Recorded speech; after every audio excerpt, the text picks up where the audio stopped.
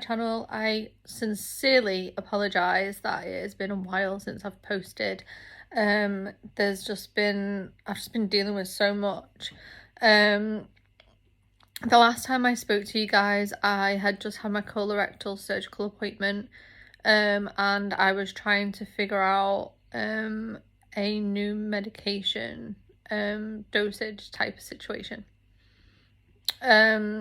Basically, I normally take Dulcosoft solution for my medical issues for my bowel. Basically, I don't take the laxative because I have constipation or anything like that. It's mainly to prevent my medical conditions from worsening. They're going to worsen anyway over time, but the idea of the laxative is to keep me regular, help with irrigation, and to stop me from being too firm or too soft for the problems I have to get worse. The only downside to this is obviously the solution that I was taking. You just can't get it anywhere. Excuse me. You can get it online, but online providers are charging anything from £30 to £60 for a 250ml bottle. A lot of it is also from foreign countries, so it's all written in foreign, like I think one of them is in German and things like that. The downside to that is obviously because I can't get it from a usual shop or chemist, which I'd normally pay £8 for a 250ml bottle, I've had to go on the sachet form. Now the sachet form is the exact same ingredient. It's Macrogol or Microgrel, or I can't pronounce it, 4000 anyway, and it is in 10-gram sachets. Because I didn't know how much 10 grams would equate to in solution form, because I was used to taking 40 mils on a Monday, 40 mils on a Wednesday, doing irrigations Tuesdays, Thursdays, Saturdays. I never take any laxative from say Wednesday onwards, because things can take a few days to get into my system properly, and also weekends are the busiest time in my home for getting kids sorted for school and doing shopping and whatever, and basically resting from the week that has gone ahead. So I don't usually tend to do laxative other than twice a week. Now I was on a good medium with the 40 mils on the Monday, 40 mils on the on the Wednesday, and I was on a good medium for that. The downside to all of that is that the sachets come in 10 grams, and I don't know how much that equates to in solution. So I was told by the colorectal surgeon to ask the pharmacy. Now I asked the pharmacy, and they basically stated that 10 grams would equate to roughly around 5 mils, I guess, of solution. And obviously I was taking 40. So she said you would have to take at least 8 of these every single day, like 8 a day, like that. And I was thinking, that sounds like an awful lot. Even the box says don't take more than 8 a day. It actually states to you that you're only supposed to like take 1 or 2 sachets at a time. I was kind of like, like, I'm not really sure about this, but I thought, you know what, I'll tell you what, 8 seems like a lot. So what I'll do is, because it's new and because my body can take a while to absorb things, even if I take it through my J-tube, because the solution and sachets get mixed with water anyway, I thought I will take 4, both, like as of Monday I'll take 4, so I'll take 4 on Monday, 4 on Tuesday, and then see how we get on, because then I'll have the rest of the week to kind of, excuse me, if things calm down, kind of be calm, ready for the weekend. Anyway, I did that, and come the Wednesday, because I did do my irrigation on the Tuesday regardless, come the Wednesday I was inundated. Like, I was doubled over, needed to be in the house, couldn't leave. I was wearing incontinence adult nappies, which people can make fun of, but at the end of the day, if you have health needs that require you to wear these type of products, then there is literally no shame in that. I know a lot of people who are a lot younger than me that wear them, and at the end of the day, if they're needed, they're needed. No shame. Just because you think of an adult nappy thinking of elderly, it's just the same as thinking of a wheelchair is only used for people who can't use or haven't got use of legs. At the end of the day, these aids are used for a number of reasons by a multitude of people from all ages. So let's not discriminate. So anyway, I was using these nappies because I'd gone off into a major IBS flare. I'm not allowed to overstimulate my bowel as well is another thing. So trying to find the right consistency of laxative medication and things have been pretty hit and miss. Before this, I trialed obviously the tablet forms, and tablets are no good for me because they take forever to absorb into my small intestine because of my gastroparesis. So I could take tablets on a Monday, take tablets on a Tuesday, take tablets on a Wednesday. I could take tablets every day of the week, then have a week off, and it'll still not affect me until about 2 weeks later. So I have to be really careful. So I thought, you know what, like obviously taking 8 over 2 days is probably really, really bad. So I figured maybe if I spread it out. So had I have taken 8 in one day, then that probably would have been catastrophic. So the pharmacy got it wrong. I tried to get hold of my irrigation nurse, obviously with the NHS being the way it is and them being short-staffed, I couldn't get hold of her. So I was like, okay, I'm not really sure what to do. So I waited for things to calm down. I was still doing irrigation in between this, hoping that things would calm down. They did improve slightly. So around 2 weeks after I had originally done this 4 sachets for 2 days, I thought I'll spread it over 4 days. So I did 2 sachets on a Monday, 2 sachets on a Tuesday, 2 sachets on a Wednesday, 2 sachets on the Thursday, then had Friday, Saturday, Sunday off. I did irrigation as normal, Tuesday and Thursday. Didn't have any issues. Did irrigation on Saturday, didn't have any issues. I hadn't had laxative since the Thursday morning because I always take it in the morning. It tells me to take it in the morning. Come Sunday evening, my IBS was just so angry. For 4 days straight, including with irrigation, for 4 days straight, I was doubled over. Couldn't leave the house. And I started taking Imodium 4 days after this kicked off. And then every 3 or 4 days after that, especially after I'd done irrigation, I would have to take more Imodium, and I was popping them like candy. My tube came back up, so the Monday just before Christmas, I had to have my tube replaced because IBS flares cause severe nausea for me, really bad cramping. And I ended up, obviously I was in a gastroparesis flare anyway, and I ended up, my tube was moving, kinking in the back of my throat, which was making me gag, which was then obviously making me bring up my tube and other things. So really grateful to my gastro doctor that he was able to replace my tube. But for Christmas, I spent Christmas at home, which is a good thing because of how my bowels were being. However, 2 days after Christmas, I went away for New Year. And to celebrate my birthday because I was turning 40 with some friends and Phil. And I decided to take the Imodium with me. Obviously, in between all of this, I'd come off medication because where I went, because I went to Egypt, they don't allow certain medications into the country, so I had to come off some of my medications, which are pain meds. So I ended up, I was in pain flare as well as the IBS flare, as well as a gastroparesis flare. So everything was all kind of like flaring up. As a result of this, every flush I did, every bit of food that went into my small intestine, everything that I put in my system, to the point of irrigation, was causing my bowel to be extremely angry with me, and I was very tired. I took Imodium with me to my trip. I only did irrigation once on my whole trip because it flared my IBS up, and I had to take my Imodium again not long after. I then stopped taking Imodium second week of January after I got home. I got home like the 4th of January. The kids went back to school on the 5th of January. And then I my IBS flow was still continuing. Even now it's still continuing, but it has slowed down immensely, and I've not taken Imodium since the second week of January. However, I have not had laxative at all since that IBS flow started. And we're like, what, probably 8 weeks into this now.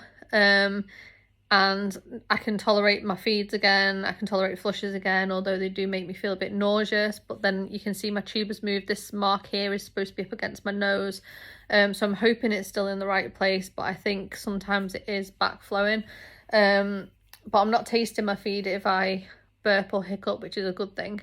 So I'm presuming that my tube's in the right place and it's still in my jejunum, but we'll just have to wait and see. I see gastro next week. On top of all of that, because I've had such bad flares and my medication's still not right at the moment, because I'm waiting to see the GP to go back on the medications I was on pre-holiday, I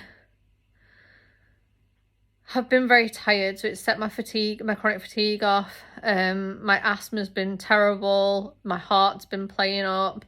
It's just been one thing after another. And then to top it all off, I had to get back behind the wheel of a car and get used to a car again, because about 2 years ago, I haven't driven in about 4 years, through choice, not because I've been told I can't, just because I felt like it was too painful for my knee to drive, because Phil has a diesel car. Diesel cars are naturally heavier on the clutch. I have bad knees anyway because of my EDS, so I chose not to drive just because I find it too painful, especially in very heavy traffic and things. And where I live, it's a city, so it can be quite busy at times. But I phoned up the driving vehicle license agency, explained about my health conditions. This was about 2 or 3 years ago. They told me to fill out some forms and surrender my license. I said I didn't want to surrender my license. I was just basically informing them about health conditions. I've not been told by a doctor I can't drive, so I'm literally just doing this off my own back. So they went, oh, sorry, we misunderstood. Then just fill out the forms and then we'll go from there. So I said, fine. So can I still drive if I want to because of my license? They said, yep, absolutely. That's fine. You can still keep your license. Just fill out the forms. And then obviously it'll go to our medical board. Anyway, I didn't hear anything from them until probably about September last year. So it'd been like quite a while, like you're talking about almost about 2 years or something. They sent a letter to my GP. My GP then has 6 weeks to send information back to them, which I had to phone them and say it's not going to happen, because at the end of the day, like, GPs were really backlogged, not short-staffed and everything. I eventually, they wrote back to them with the verdict on things. Like I said, I've never been told that I can't drive. I just physically chose not to. Well, I got used to medications and stuff like that, because obviously, like I said, the car was too heavy for my knee, for the clutch and things. So, what was I saying? Oh yeah, they wrote to the doctor. The doctor wrote the pennies worth in. Then they were like, well, we want to be really thorough with this, because obviously I do have a cardiac issue and things. So they sent me for a further assessment where I physically had to go and see a doctor to be assessed. And it was all about fitting and seizures. I don't have fits, I don't have seizures. And the only thing that I've ever had is like pre-syncope and things because of my orthostatic intolerance, which has massively improved since I've been on feed and adequate hydration. And obviously if I'm starting to feel a little bit woozy, then I'll basically have some salt, or add salt to some of my water, and I'll basically do it that way. But for the past 2 years in particular, I've not had any issues with pre-syncope or anything like that. So she wrote it down and she's like, I don't even know why you're here. Like, I can see on your record you've not had any of these issues. She said, but I'll write down what you said and I'll send it back. They sent me for an appraisal. Now, an appraisal is not a driving test. It is basically an assessment to make sure that you are safe to be behind the wheel of a car and that you are aware of all your surroundings. You can do maneuvers safely. You can drive safely for at least an hour. and then the assessor will report back to the DVLA the findings. For me, for my appraisal, I had to get behind the wheel of a car, Phil's car, which is a diesel car. So the clutch again is still quite heavy. I tried to get used to the car, couldn't, so I ended up, my first appraisal actually got cancelled. I didn't cancel it, the guy cancelled it. And even though I turned up for it, he cancelled it and it was booked for the week after. While we were waiting for that, I went and got a car that I was more comfortable with. So I got a petrol car, which is lighter on the clutch, easier for me to handle. So when I did my driving appraisal, I was assessed in this lighter car, and the guy who was basically assessing me was nothing but positive. When I got back, obviously they give you their feedback, and explain to you like if you've done anything wrong or whatever, and he was like, I can honestly, he asked me how I felt it went, and I'd stalled the car out of traffic lights and I'd done it all safely, you know, put it in handbrake and all of that. I'd done everything safely. But because of that, I was like, I don't think it went very well. Like, it was really bad. And he was like, I don't know why you're saying that. And I said, why? And he was like, because I honestly have had such a smooth drive. I felt like I felt like a smooth customer in the car. He said I didn't feel uncomfortable once. He said you were very safe. I have nothing but positive praise. He said, and well done for doing a reverse bay park. He said, because most people wouldn't have done.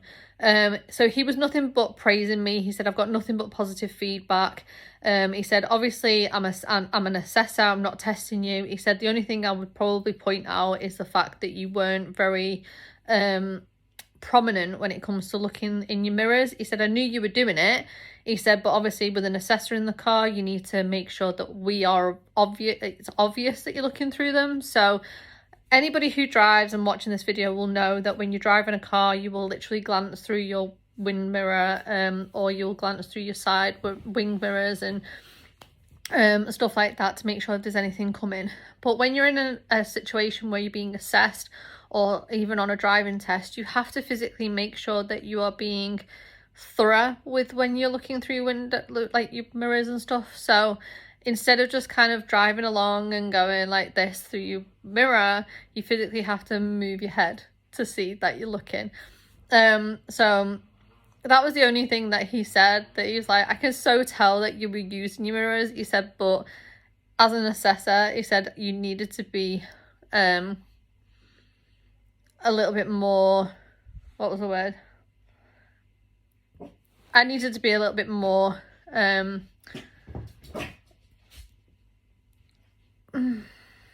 thorough with it.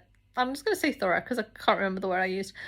But yeah, I basically had to show that I was using them more prominently rather than just glancing at them. But he was like, I could tell you were using them, like I could see your head moving, but just not enough to what an assessor would be used to.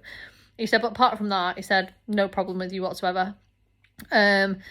He can't see a reason why I would lose my license because I was such a safe driver while he was with me, and he didn't feel at any point did he feel uneasy or unsafe in the car. He felt very at ease, very comfortable, but obviously he doesn't make the decision.